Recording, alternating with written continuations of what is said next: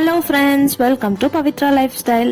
இன்னைக்கு எம்டி சால்னா எப்படி செய்யறதுன்னு தான் இந்த வீடியோவில் பார்க்க போகிறோம். இது இட்லி, தோசை, பூரி, சப்பாத்தி, இடியாப்பம், பரோட்டாக்கெலாம் பெஸ்ட் காம்பினேஷனாக இருக்கும். ரோட்டு கடையிலலாம் கிடைக்கும் இல்லையா சால்னா, அது மாதிரி தான் நம்ம இன்னைக்கு செய்ய போகிறோம். அது செய்யறதுக்கு 1 ஸ்பூன் சோம்பு, 1/2 ஸ்பூன் ஜீரகம், 1/2 ஸ்பூன் மிளகு, 2 டேபிள் ஸ்பூன் வேர்க்கடலை, 3 ஏலக்காய், 3 கிராம்பு, கொஞ்சம் பட்டை, பாதி அன்னாச்சி பூ, அதுக்கப்புறம் 3லேருந்து 4 முந்திரி பருப்பு. உங்களுக்கு இந்த வேர்க்கடலை செய்கிற பிடிக்கலன்னா ஃபுல்லாகவே முந்திரியாகவும் யூஸ் பண்ணிக்கலாம், இல்லைன்னா ஃபுல்லாகவே வேர்க்கடலையாகவும் யூஸ் பண்ணிக்கலாம். அது உங்களோட விருப்பம் பொறுத்து தான்.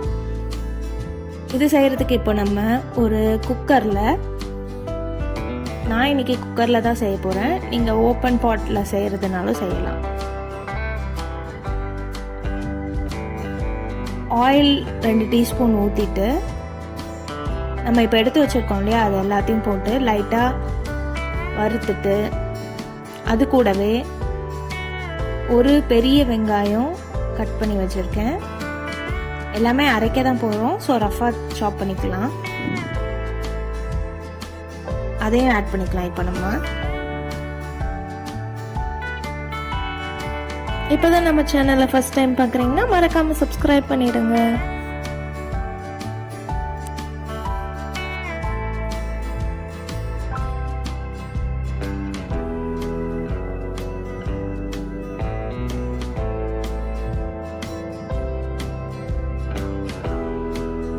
கூடவே 2 பச்சை மிளகாய் அதையும் ஆட் பண்ணிக்கலாம்.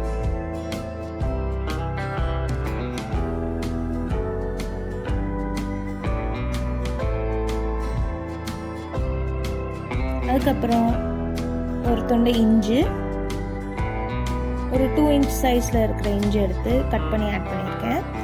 4லேருந்து 5 பல்லு பூண்டு. இதையும் நல்லா வதக்கி விட்டுடலாம். அது கூடவே இப்போ நம்ம தக்காளி ஆட் பண்ண போகிறோம். ஒரு தக்காளி கட் பண்ணி வச்சுருக்கேன், அதையும் ஆட் பண்ணிக்கலாம். இந்த டிஷ்ஷுக்கு தேவையான அளவு உப்பு, அதையும் ஆட் பண்ணிடலாம். எல்லாம் நல்லா வதங்கட்டும். இப்போ 5லேருந்து 6 இலை போல புதினா, கொஞ்சமாக கொத்தமல்லி, 5லேருந்து 6 இலை கருவேப்பிலை, அதையும் போட்டு நல்லா கலந்து விட்டுடலாம்.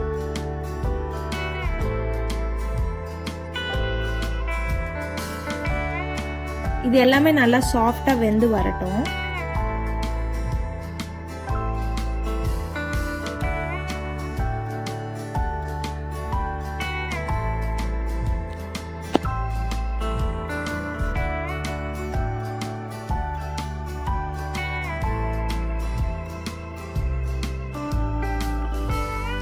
அது நல்லா ஆறுனதும் மிக்ஸி ஜாரில் 4 பத்து தேங்காய் கட் பண்ணி ஆட் பண்ணிவிட்டு, வதக்கி வச்சுருக்கிறதையும் சேர்த்து நல்லா பேஸ்ட் மாட்டி அரைச்சி தனியாக வச்சுக்கணும். இப்போது திரும்ப குக்கரில் ஆயில் ஊற்றிட்டு, பிரிஞ்சி இலை, பட்டை, ஏலக்காய், அப்புறம் கொஞ்சமாக கல்பாசி. இந்த கல்பாசி போட்டால் தான் ரோட்டுக்கடை சால்னா டேஸ்ட் நம்மளுக்கு வரும். அதுக்கப்புறம் நம்ம அரைச்சி வச்சுருக்கோம் இல்லையா அந்த பேஸ்ட்டு, அதை ஆட் பண்ணிவிட்டு மிக்ஸி கழுவி தண்ணி ஊற்றிட்டு 2 டீஸ்பூன் மிளகாத்தூள். இது மிளகாய் தனியா சேர்த்து அரைச்சது. நீங்கள் தனியாக வச்சுருந்தீங்கன்னா 1 teaspoon red chilli powder, 1 teaspoon coriander powder add பண்ணிக்கோங்க.